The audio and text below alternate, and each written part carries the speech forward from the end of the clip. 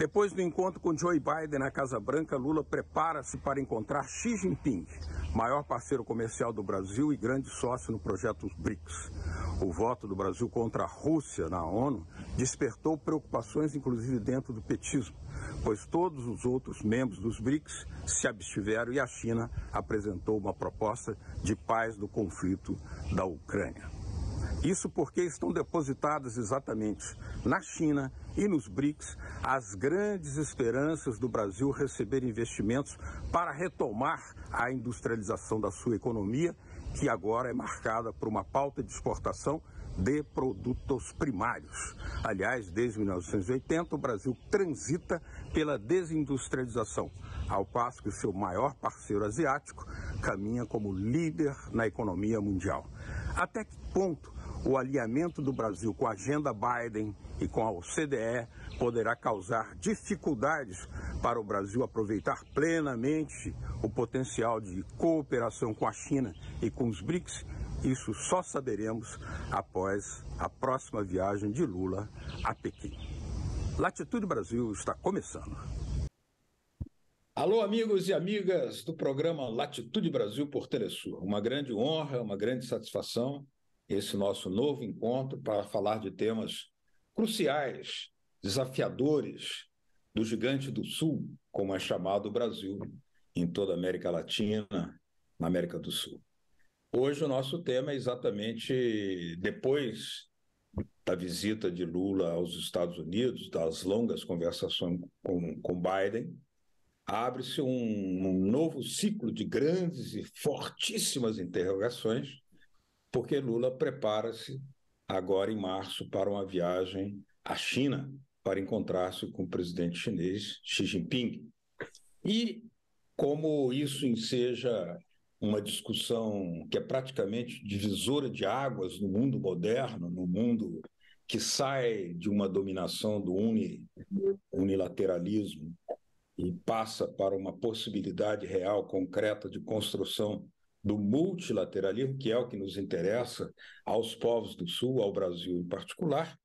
Nós temos hoje para abordar esse tema a potencialidade imensa da cooperação Brasil-China, o professor Elias Jabbour, ele que é professor da Universidade Estadual do Rio de Janeiro, tem farta elaboração teórica nessa área com a China, Brasil e China, inclusive do entendimento da China, no seu novo livro, O Socialismo no Século XXI, está aí magnetizando muitas atenções de uma camada que quer entender muito mais profundamente aquilo que é um tema super desinformado, manipulado pela grande mídia do mundo inteiro, porque não quer a aproximação Brasil e China. Muito boa noite, professor Elias Jabbour. Muito obrigado pela sua presença aqui em Latitude Brasil. Oi, Beto. Eu que agradeço a presença aqui com você e eu sempre repito quando estou contigo que para mim é uma honra estar com uma das cabeças mais brilhantes do jornalismo brasileiro e eu fico muito honrado de estar com você toda vez que você me convida e tal. E eu também me autoconvido sempre, né? Porque esse programa para mim é muito especial por conta da tua presença, da âncora desse programa, que é uma figura muito interessante, ponto de vista intelectual, político, etc., né? Muito obrigado, muitas graças. A honra é toda nossa, professor. Eu queria já começar entrando nessa temática. Parece que os resultados econômicos da pauta entre Lula e Biden foram muito magros, não tiveram grande importância, ao contrário do que se espera de um encontro entre Brasil e Xi Jinping. Lembrando que o Brasil, durante o governo Bolsonaro, com a sua obtusidade total, fascista, congelou praticamente a presença do Brasil nos BRICS, o que é um atestado de estupidez política, mas que Lula poderá superar com uma criatividade, porque a potencialidade é o senhor, é o você, professor Jabbour, que vai nos dizer qual é o tamanho dessa avenida de cooperação que se abre entre Brasil e China.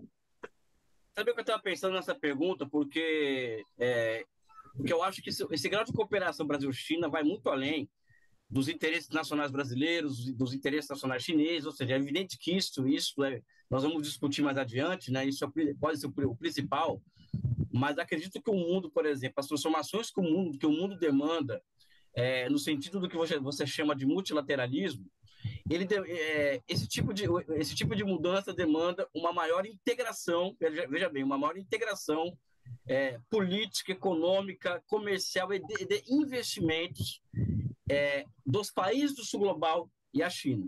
Ou seja, se nós vamos falar, por exemplo, para a transição para uma outra formação econômico-social, algo que podem chamar até de socialismo, isso passa necessariamente por uma maior integração econômica, política, comercial e de investimentos entre os países do sul global e a República Popular da China, não é? Tem um exemplo, claro, que para mim foi mais um paradigma que se abre nas relações internacionais, você acompanhou isso, aliás, foi você que me deu a notícia, inclusive, não foi outra pessoa, foi você, né? Dessa iniciativa chinesa de montar uma indústria na Bolívia para agregar valor ao lítio, ou seja, isso vai ao encontro do que Xi Jinping disse em 2018, que um dos objetivos estratégicos da China é diminuir as diferenças entre norte e sul. Como eu já conheço os chineses que demoram um pouco até eles começarem a colocar em prática algumas palavras-chave, alguns conceitos-chave que eles lançam, já começou a acontecer. Foi o caso do Irã, que nós já conversamos aqui nesse programa sobre isso, e agora o caso da Bolívia, porque seria muito interessante para a Bolívia, aliás, para a China, forçar que a Bolívia entregasse o lítio in natura para eles e eles fizessem a agregação de valor em território chinês. Mas a China não, a China foi lá e entregou, e está entregando uma indústria, uma joint venture com a Bolívia, que segue um caminho semelhante ao da China em 78, ou seja, a China vai entregando o seu próprio caminho para o resto do mundo, né? Mesma coisa o Brasil, ou seja, o Brasil existe a possibilidade, por exemplo, de nós retomarmos a nossa indústria automobilística, já existem sinais nesse sentido, né? A partir dos carros elétricos, ou seja, a China está muito disposta a instalar uma fábrica de carros elétricos aqui no Brasil. Em breve, isso já está noticiado na imprensa, já está claro na imprensa esse tipo de questão, esse tipo de proposta, ou seja, existe uma avenida de oportunidades entre Brasil e China, só que isso é somente o fundo de algo maior, que é o fundo de oportunidades que existe entre o sul global e a própria China, que é parte do sul global, evidentemente, né? Nesse raciocínio que você está desenvolvendo, Elias, de uma nova configuração, até mesmo apontando para outro tipo de modo de produção, socialismo, temos que voltar à pauta. O socialismo tem que entrar em pauta, nunca saiu, na verdade, para nós, sabemos que ela sempre permanece como pano de fundo. Como é que o governo Lula poderá sair daquela estupidez do Bolsonaro, que não entendeu nada dos BRICS, porque, evidentemente, a sua submissão e vassalagem ao império é total, mas por onde caminhar para essa expansão produtiva, vamos dizer assim, que não interessa aos Estados Unidos e ao Império?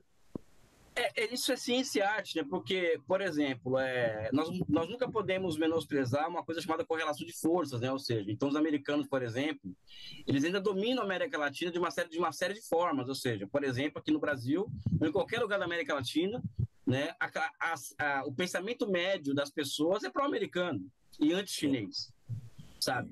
E eu comento com colegas, Roberto, falo isso aqui até em tom assim, de mais informal, eu comento com colegas que não gostam da China, o seguinte, você não precisa gostar da China, do que é o regime chinês, do que eles fizeram em 49, do caminho chinês, mas difamar a China não é uma coisa boa para o Brasil, porque você está difamando o nosso principal parceiro comercial esse que se decidir diversificar os seus fornecedores de commodities, por exemplo, o Brasil pode estar muito mal.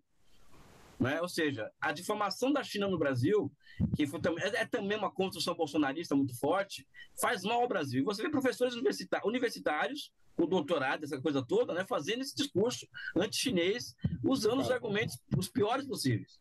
Né? Então, o caminho por uma integração maior com a China, por exemplo, vai ter que passar evidentemente, no estratégico, uma guerra cultural dentro do Brasil, não falo guerra cultural, Isso envolve desde a constituição de uma outra maioria política no Brasil, coisa que nós não temos ainda.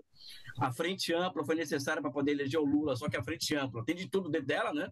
Então essa outra maioria política que falta no Brasil, ela não existe ainda, mas eu acho que existe, Beto, um bloco histórico de informação no Brasil. Eu não sei se você concorda comigo, pode discordar tranquilamente, mas até porque eu estou diante de intelectual, que é o PT, o PCdoB, até o PSOL, setores do PDT, PSB, vai se formando um bloco histórico no Brasil, isso com caminhão, o carro andando e trocando pneu andando. Sob a liderança do Lula, que pode indicar um caminho estratégico ao Brasil, e a China é parte fundamental desse caminho estratégico. Então eu vejo em cada discurso do Lula, por exemplo, a gente que tem um viés nacionalista muito forte, eu tenho percebido que o Lula está escrevendo o seu testamento político. Porque como o cara chega numa certa idade, começa a dar muita entrevista, nessas entrevistas faz apontamentos estratégicos que não são realizáveis no curto prazo, é porque está escrevendo um testamento político. Então o Lula de hoje, por exemplo, não é mais um ator moderador dentro do governo. Ele é um agente político ativo dentro do governo. Muito diferente de 2002. Uhum. Então o Lula cumprir esse papel que ele está cumprindo hoje já é, vamos dizer assim, fundamental como parte de um caminho que vai se construindo ao longo do processo para que isso que nós queremos aconteça, uma maior aproximação do Brasil com a China, uma aproximação em um outro nível, vamos dizer assim, não no nível que se encontra hoje. E mesmo, por exemplo, a visita que ele fez aos Estados Unidos, eu ouço várias críticas dos meus colegas de esquerda sobre a visita do Lula, mas eu penso diferente, deu um baile do Biden. Ele evitou temas polêmicos, faz uma condenação à Rússia que pode parecer uma coisa muito ruim, mas que para os ouvidos do Putin soa como música, porque o Brasil está se negando a enviar armas, isso é fundamental hoje, né? Não é se é a favor ou contra a invasão, é se vai enviar armas ou não. O mundo hoje está dividido dessa forma. Mas não entrou em tema polêmico. E falou, vou estar na China daqui a pouco e tal, e é lá que as coisas vão acontecer. Mas né? Se a gente colocasse um dilema, por exemplo, que é político e econômico, um modelo de cooperação, vamos dar um modelo assim bastante otimista e realmente inteligente. O Brasil fazer uma cooperação ferroviária com a China. O Brasil não tem nada de ferrovia. A China é vanguarda na indústria ferroviária mundial. Isso depende de uma decisão política, evidentemente, de enfrentar o Biden traçou uma espécie de linha vermelha. O Lula não deveria consolidar o BRICS, mas, ao mesmo tempo, é uma necessidade vital para o Brasil e é importantíssimo também para a China. Como é que se comenta isso? Eu vou comentar de duas maneiras. Primeiro, lamentando, ou seja, essa questão das ferrovias, nós já temos conversado há muito tempo, tanto eu quanto você, né? Essa questão de nós aproveitarmos uma tendência dada de fora, como fez o Juscelino, né? Que na época dele era automóvel, hoje é a ferrovia. Mas eu acho que o Brasil ele ainda não formou ou foi destruída uma inteligência nacional capaz de pensar em termos estratégicos como esse, entendeu? Sabe, você não vê em grandes rodas de intelectuais progressistas do Brasil uma discussão das relações Brasil-China se dando nesse nível de cooperação, né? Muito pelo contrário, muitas rodas de gente progressista no Brasil quando se fala em China, fala ainda em tom da dicotomia entre ditadura e democracia, ou seja, então existem barreiras também no nosso campo para uma maior cooperação, né? Uhum. E infelizmente, aí eu faço uma crítica ao nosso governo, e a quem tem elaborado sobre essas questões, não existe uma agenda do Brasil com a China. Não existe. Uma coisa é a minha opinião, Beto. Uma coisa é a sua opinião. Um parceiro comercial, como é que nós não temos uma agenda? Não temos, não. Pode até ter essa agenda, Beto. Beto, eu pode até ter essa agenda, mas eu não conheço. Entendeu? Sabe? Por exemplo, vou fazer aqui a visita da sociedade, né? A visita da China do Lula na China, por exemplo, está restrita à agenda do Lula em Itamaraty.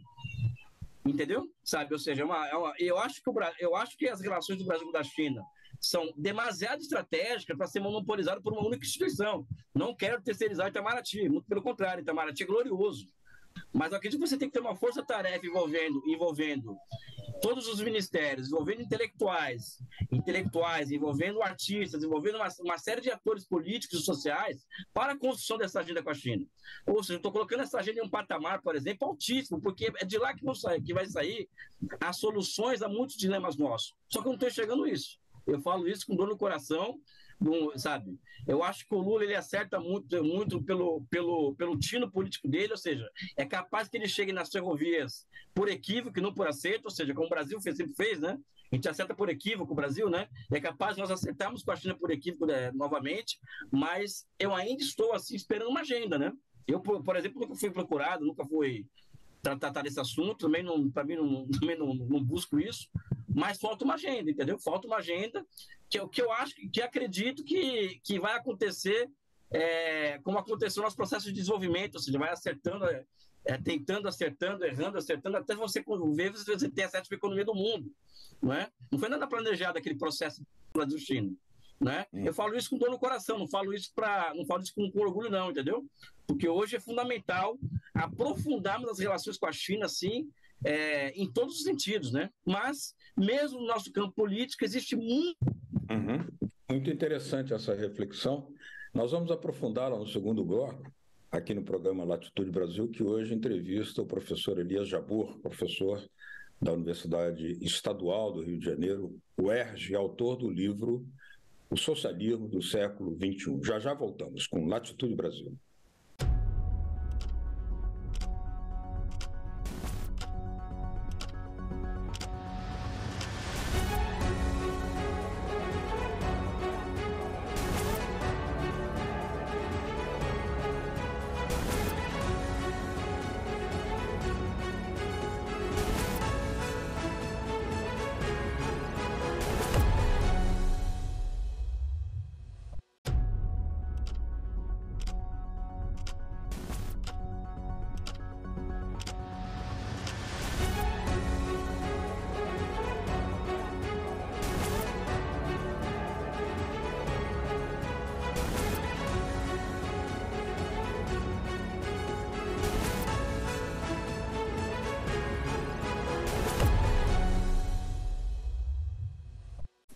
Latitude Brasil tenta buscar compreender as possibilidades imensas que há na próxima visita do Lula à China para um acordo de cooperação de largo prazo, que, aliás, a China vem fazendo com a Rússia, por exemplo, fizeram um acordo sem limites, como aponta o presidente Putin, o presidente Xi Jinping, e com o Irã agora, uma visita do presidente iraniano a Pequim, um outro acordo de magnitude multifacética, econômica, cultural, científica, tecnológica, e não pode ser também, inevitavelmente tem que ser na área da defesa, porque o mundo não é para meigos e esses países são sempre muito atacados. Como é que você imagina,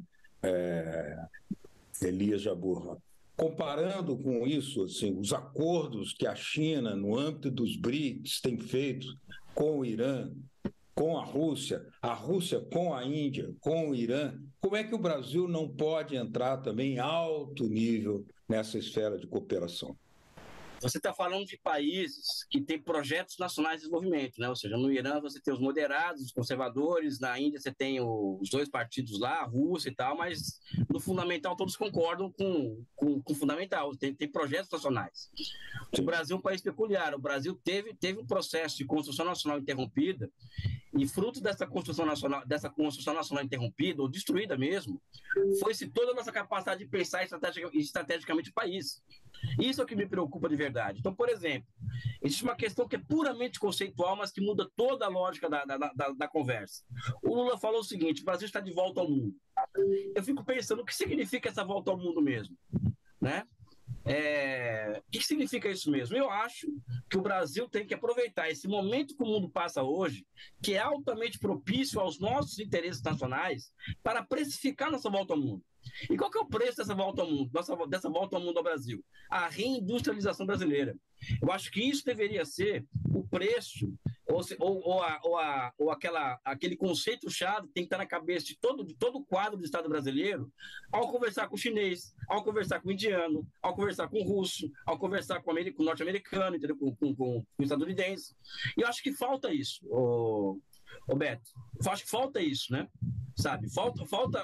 O Lula chega ali, ele levanta a bola mas o conceito se realiza no momento real, ou seja, e acredito que o momento real hoje, ele é algo que demanda o que? Reindustrialização.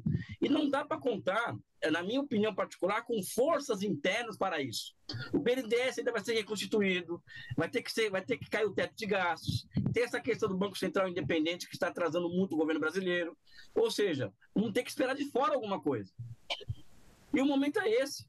A China tem capacidade ociosa na sua indústria, né? A China precisa exportar capacidade produtiva, o Brasil passa por um problema muito sério, que é o seguinte: eu vejo todo mundo falando de fazer industrialização verde, o nosso foco é a indústria verde, o nosso foco é isso, só que para isso tem que você ter uma base física para isso. E a base física que conecta o território brasileiro está destruída. Hoje você não consegue sair de Porto Alegre e chegar em Manaus, de carro, não chega, ou de trem. É muito difícil uma viagem dessa.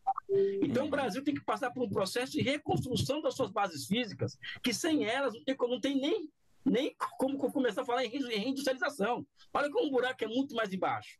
E a reconstituição das nossas bases físicas, vai depender do quê?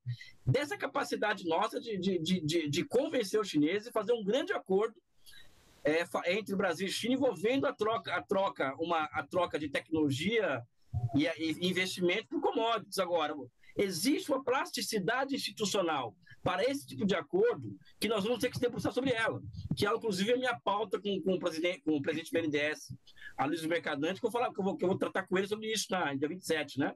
Falar, olha, eu acho que nós precisamos construir uma plasticidade institucional que permita que o Brasil troque commodity por investimento com os chineses, né? Eu acho que esse é o primeiro passo, Roberto, de algo muito maior que pode acontecer. Mas eu ainda me ressinto muito de não ver uma inteligência nacional como havia na sua época. Eu falo na sua época, você é mais velho do que eu, né? Um pouco mais velho do que eu. Uma inteligência nacional capaz de pensar o Brasil em termos estratégicos. Faz muita falta hoje isso no Brasil. É muito interessante isso que você assinala, porque sequer o Brasil tem, por exemplo, a Eletrobras sob seu controle nacional. É preciso reestatizar a Eletrobras. A própria Petrobras está parcialmente destruída. O pré-sal foi perdido para o capital estrangeiro, em boa medida. Mas digamos que nós enfrentemos aí um momento de renovação protagonista de um nacionalismo revolucionário, transformador no Brasil, né? Quais seriam os setores com a China em que haveria maior complementariedade, maior possibilidade prática de cooperação? Nós vimos aí com a Bolívia, no caso do lítio, a China está fazendo uma altíssima cooperação. No caso brasileiro, quais setores mais viáveis? Beto, você talvez, aliás, você é o cara que conhece o Brasil, vai entender, uma pessoa que conhece o Brasil vai entender. Dá para fazer acordos de cooperação em tudo com os chineses. Petróleo, Amazônia, bacias hidrográficas, trem, ou seja, Eletrobras, cara, carvão, dá para fazer acordos com os chineses de alto nível em todos os setores possíveis e imagináveis da nossa economia. Por exemplo, uma coisa que eu estava pensando ontem, assim, sozinho. A China vai investir esse ano $1 trilhão em projetos. Ou seja, para um país colocar isso, está 16,3% do PIB chinês, isso. É o que foi a taxa de investimento do Brasil no passado. Amigo, isso demanda um grau de coordenação estatal que significa, em outros termos, ou seja, o nível maior que a inteligência humana pode alcançar. Então, a China tem um know-how para elaboração e execução de projetos que nós não temos mais. Nós precisamos urgentemente formar 200 mil economistas, não é cabala não, é um cálculo particular meu, de 100 a 200 mil engenheiros e economistas especializados em fazer projetos. Por que o BNDES, por exemplo, não financia obras dentro do Brasil, muito, que o pessoal da direita reclama? Porque não tem projeto. Porque nós perdemos capacidade de elaborar projetos. Então, o Brasil vai ter que retomar essa capacidade. E a China tem todo o know-how para isso, ou seja, muito pelo contrário, ao contrário, até acho que a China, que eu chamo, o Inácio Rangel chama, é uma economia de projetamento, uma economia baseada em grandes projetos. E os projetos, eles são expressão de uma elevação das relações de ser humano e natureza, indicando que o comando do humano, racional do processo é fundamental. O projetamento é projeto, o projetamento é uma visão superior de planejamento econômico, né?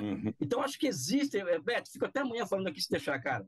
Porque eu me emociono com esse tema, né? Mas essa emoção, basta um exemplo, professor, para ilustrar o seu raciocínio muito correto, que é em 1960, antes do golpe, o programa espacial brasileiro era muito mais avançado que o da China. Do Brasil parou. Hoje a base de Alcântara está sob controle norte-americano e a China lança nave espacial ao espaço sideral tripulada. Ou seja, essa seria também uma área estratégica de cooperação, não é? Várias, porque a ciência e a tecnologia em seu puro estado da arte. A CEITEC, por exemplo, que é a nossa indústria de semicondutores, né? A CEITEC ela pode abastecer o mercado brasileiro de semicondutores, de chips. Só que é um investimento muito caro. E para isso, uma joint venture com empresas chinesas seria fundamental. O Brasil alcançaria a sua independência de suprimentos de semicondutores, que é muito caro isso, inclusive, você importar esse negócio. O Bolsonaro quis acabar, o Lula voltou atrás, ou seja, são muitos os campos de atividade que nós podemos que pode haver um grau de cooperação grande, né? Sabe? Mas é aquilo que eu te falei, né? Eu acho que a agenda não está muito clara ainda, né? E é aquela coisa que a gente repete o tempo inteiro, que é a falta, vamos dizer assim, de uma inteligência nacional capaz de pensar o Brasil e essa relação nos temas que eu estou colocando, né? Não que eu sou o cara, muito pelo contrário, né? Em suma, o que você está dizendo é as condições objetivas são muito propícias, porém, da parte brasileira, faltaria o componente subjetivo, ou seja, uma direção estratégica, programática para o exercício dessa cooperação com um grau de independência em relação às pressões norte-americanas que não façam tremer. A fragilidade está nessa falta de comando, então, ainda. Exatamente. Porque o Lula ele se transformou na minha opinião, em um nacionalista revolucionário. O discurso dele é de um nacionalista revolucionário, mas ele é sozinho. Às vezes a percepção que passa é que ele luta uma batalha sozinha. E a relação com o próprio governo dele, que não acompanha tanto nos apontamentos agudos que ele faz em relação ao Banco Central, que, aliás, é o Geraldo Alckmin, a figura que mais tem acompanhado o presidente Lula nesse tipo de questionamento. E é o que todo mundo falou que era contra, que era o Tucano, que era não sei o quê, e é um dos polos progressistas do governo Lula, o Geraldo Alckmin, né? Então, eu acho que falta... Ele está muito ligado à indústria, ao setor produtivo, que percebe que o Brasil andou para trás em termos produtivos e econômicos. Né? Com certeza. Mas eu acho que essa questão da falta de uma inteligência nacional, ou seja, mentes brilhantes que pensam o Brasil estrategicamente, não temos mais. Essa é a questão. E isso faz falta no momento desse. Porque aí você entrega isso você terceiriza esse tipo de coisa para o Itamaraty, né? Sabe? Que é uma instituição maravilhosa, o orgulho do Brasil, mas ainda com muitos dos seus quadros ainda presos a uma mentalidade eurocêntrica, atlantista, né? Não falando que a maioria é a minoria, né? Eu não encaixo em Celso Amorim, outros são figuras maravilhosas, ou Samuel Pinheiro Guimarães, né? Mas falta essa massa crítica no Brasil capaz de pensar o país nesses termos, né? E eu estou usando o seu programa para desabafar. Você diria que precisamos levar um choque forte de Inácio Rangel na veia?